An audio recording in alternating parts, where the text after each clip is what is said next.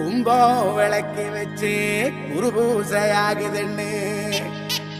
கரகம் விளக்கி வச்சு கனபூசையாகுதுன்னு உனக்கு மாங்காய் இளநீர் அந்த மணமுடிக்கும் என்று சொல்லி உனக்கு தேங்காய் இளநீர் தெவிரடிக்கும் என்று சொல்லி உனக்கு கொம்பால இளநீர்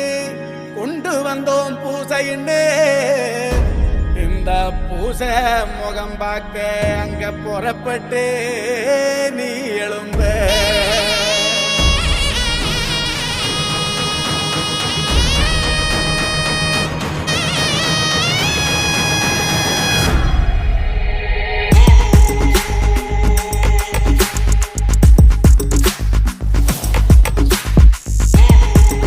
விளக்கு ஏற்றி வச்சு